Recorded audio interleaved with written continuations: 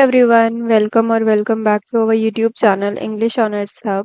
सो आज की वीडियो में हम करने जा रहे हैं टिंटन एबे का part number 2। Part 1 already uploaded है हमारे यूट्यूब चैनल पे, आप देख सकते हैं, लिंक आपको डिस्क्रिप्शन में मिल जाएगा।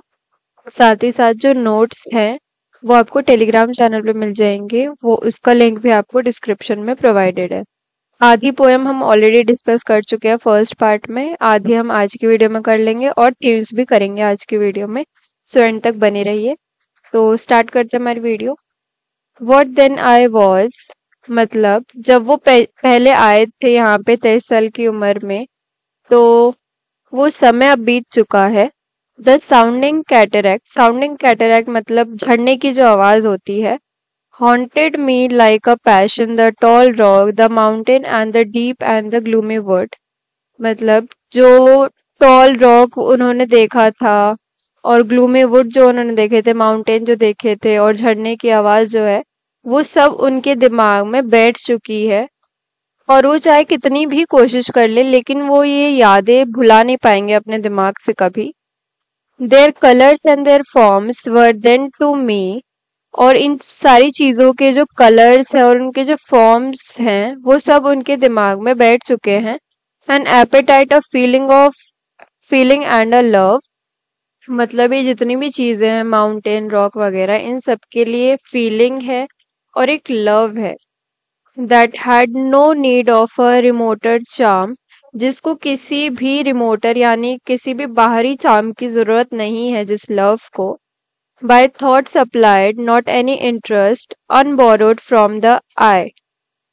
तो ये जितने भी थॉट्स उनके दिमाग में आ रहे हैं, ये सिर्फ इसीलिए नहीं आ रहे क्योंकि ये सारी चीजें दोबारा से उनकी आंखों के सामने हैं, बल्कि इसीलिए आ रहे हैं क्योंकि वो बहुत ज्यादा डीप थिंकिंग कर रहे हैं इस पूरे नेचर को और पूरे अच्छी तरीके से पूरे लैंडस्केप को देख रहे हैं।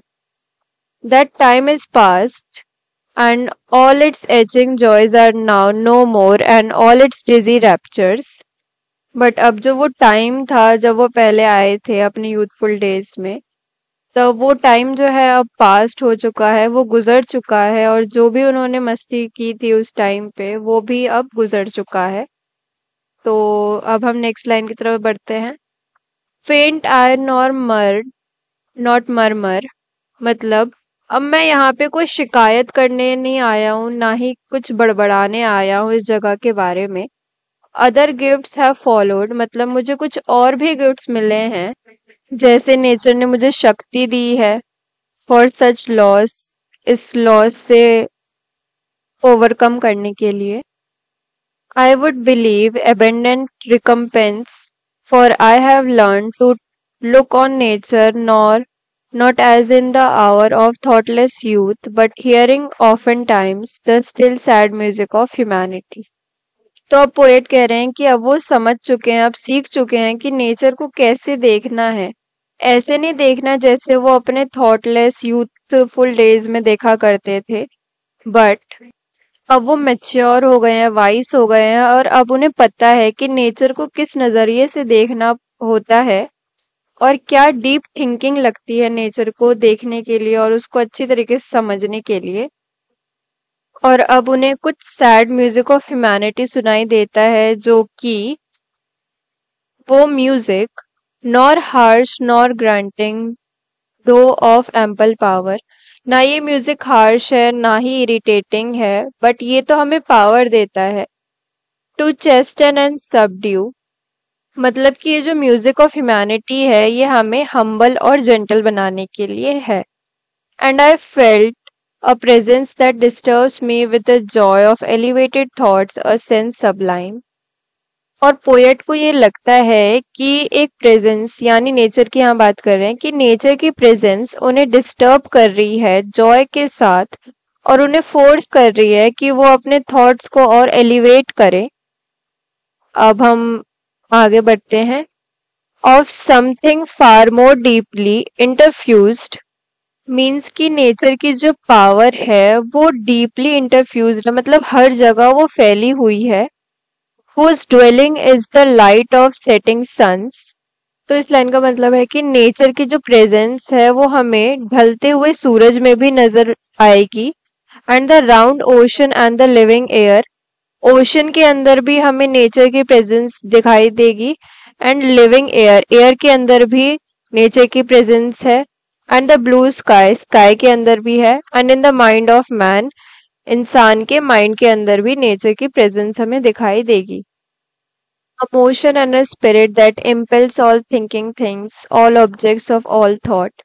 मतलब ये जो नेचर है ये हमें इंस्पायर करता है और सभी लोगों को ये मतलब सोचने पे मजबूर कर देता है, थिंक करने पे मजबूर कर देता है। और सारे ऑब्जेक्ट्स, जो लिविंग ऑब्जेक्ट जो कि सोच सकते हैं, थिंक कर सकते हैं, उन्हें सोचने पे मजबूर कर देता है। And rolls through all things, therefore am I still a lover of meadows and the woods and mountains।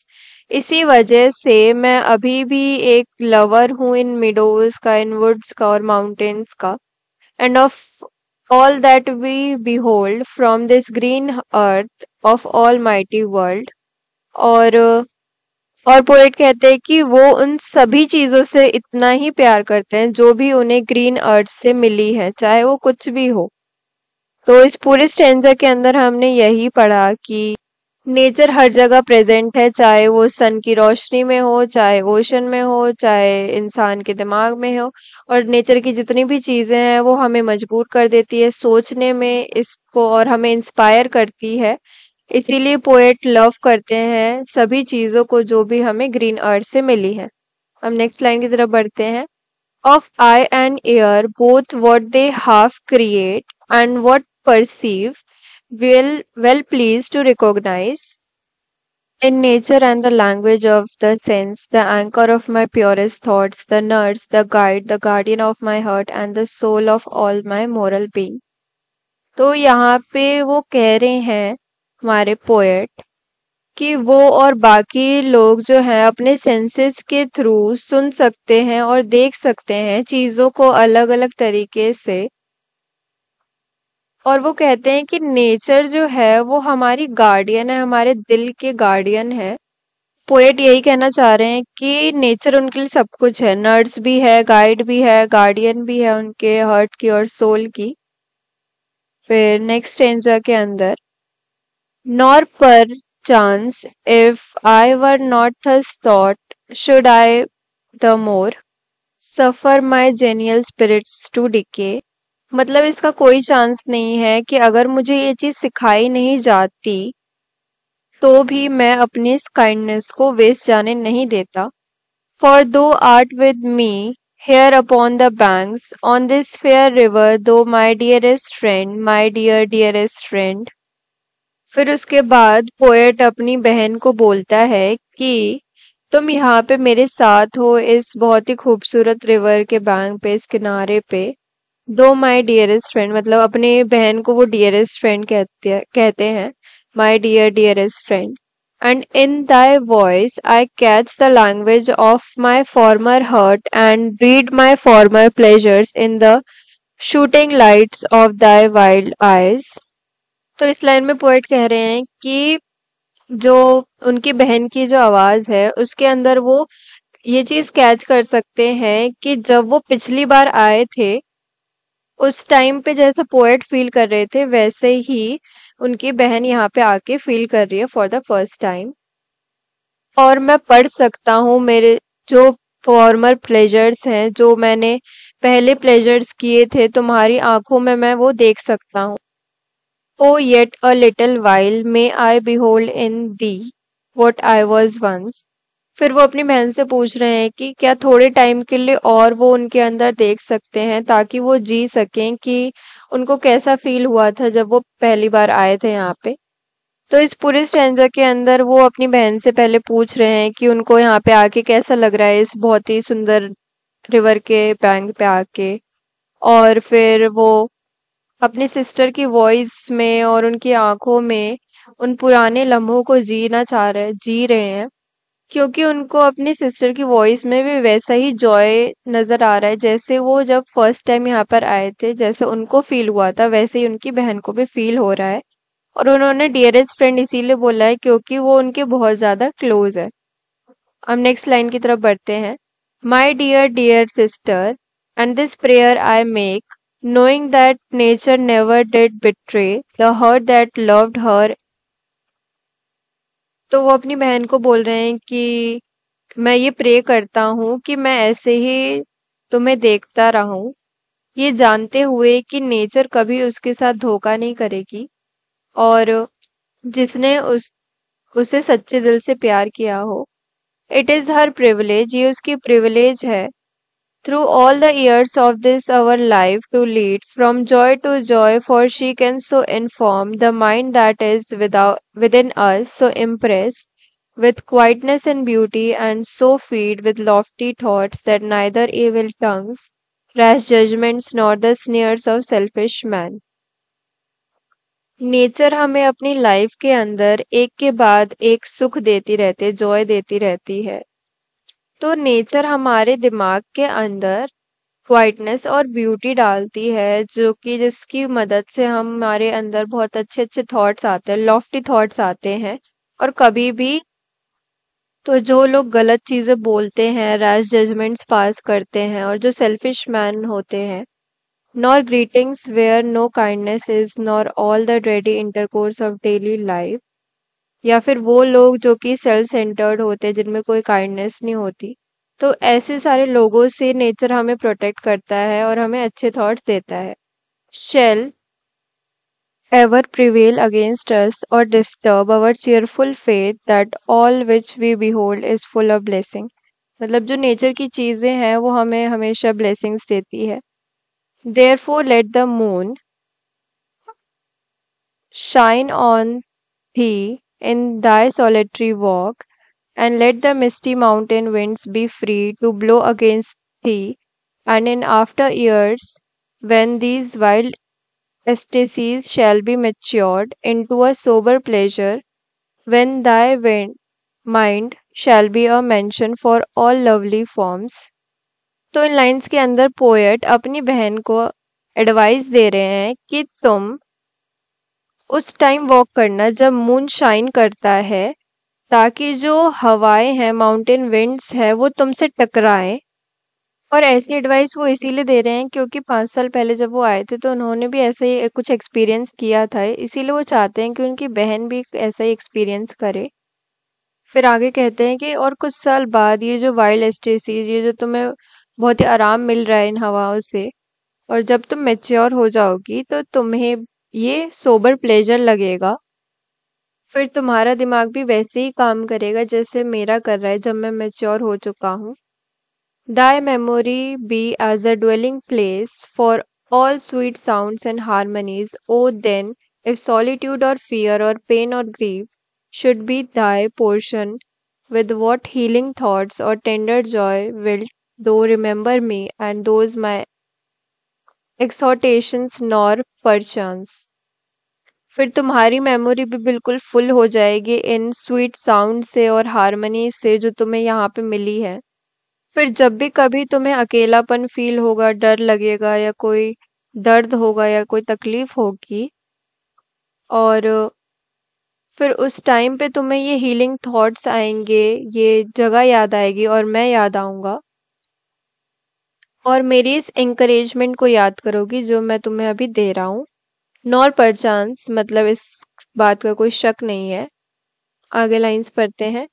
If I should be where I no more can hear thy voice, nor catch from thy wild eyes these glimpses of past existence। मतलब यहाँ कह रहे हैं कि अगर कभी future में मैं तुम्हारी ये आवाज ना सुन पाऊं, या फिर तुम्हारी इन आंखों में ये पास्ट एक्सपीरियंस ना देख पाऊं, इस पास्ट एग्जिस्टेंस ना देख पाऊं, will thou then forget that on the banks of this delightful stream we stood together, and that I, so long a worshipper of nature, hitter came unwearied in that service, rather say with warmer love, or with far deeper zeal। तो क्या तुम भूल जाओगे कि किस तरीके से हम इस डिलाइटफुल स्ट्रीम के किनारे पे खड़े हुआ करते थे, और और मैं नेचर का कितना बड़ा वर्शिपर हूँ, पुजारी हूँ, और मैं यहाँ दोबारा वापस आया था तुम्हारे साथ, वार्मर लव के साथ। फिर आगे लाइंस देखते हैं। of holier love, nor with though then forget that after many wanderings, many years of absence, these steep woods and lofty cliffs and this green pastoral landscape were to me more dear both for themselves and for thy sake. फिर वो खुद ही जवाब दे रहे हैं कि तुम कभी नहीं भूलोगी इन सभी वॉन्डरिंग्स को और इतने सालों की एब्सेंस को, इन स्टीप वुड्स को, इन लॉफ्टी इन खड़ी चट्टानों को, इस ग्रीन पेस्टोरल लैंडस्केप को, जो मेरे लिए और तुम्हारे लिए, हम दोनों के लिए बहुत ही अनमोल है, बहुत ही डियर है। तो ये हमारी पोएम यहाँ पे ख़त्म होती है। अब हम थीम्स डिस्कस कर लेते हैं। तो पहली थीम है मेमोरी एंड टाइम। तो पोएम इस बारे में है जिसके अंदर जिस जगह पे वो 5 साल पहले आए थे दोबारा वहीं पे आए हैं और क्या क्या चेंजेस उस जगह पे आए हैं और स्पीकर के लाइफ में क्या बदलाव आए हैं, पूरे लैंडस्केप में क्या क्या चेंजेस आए हैं, वो सभी को इन पोएम के थ्रू उन्होंने बताया है। नेक्स्ट थीम है नेचर। पोएम के अंदर हमें ब्यूटी ऑफ नेचर के बारे में दिखाया गया है और स्पीकर का क्या कनेक्शन है नेचर से वो दिखाया गया है और नेचर को as a source of comfort, inspiration and renewable बताया गया है। नेक्स्ट थीम है मेमोरी। तो पोएम के अंदर हमें पावर ऑफ मेमोरी भी देखने को मिली जहाँ पे स्पीकर जो है अपने पास्ट एक्सपीरियंसेस को याद कर रहे हैं, लैंडस्केप से जुड़े हुए जो है जब वो पहले आए थे यहाँ पे। लास्ट थीम है पोएट्री। पोएम रिफ्लेक्ट करती है रोल ऑफ पोएट्री को नेचर को बहुत ही ब्यूटीफुली दिखाने के लिए और वर्ड्सवर्थ सजेस्ट करते हैं कि पोएट्री हमारी मदद कर सकता है कि हम ब्यूटी को और ज़्यादा अप्रिशिएट करें और नेचुरल वर्ल्ड को अप्रिशिएट करें, साथ ही अपने इमोशंस और एक्सपीरियंसेस को कनेक्ट करें नेचर के साथ। सो यहीं पे हमारी वीडियो ख़त्म होती है। आई होप आपको सब समझ आया हो। कोई भी डाउट हो तो कमेंट में पूछना ना भूलें। ये नोट्स टेलीग्राम चैनल पे मिलेंगे। Thanks for watching. खत्म। Bye bye, tata, good bye.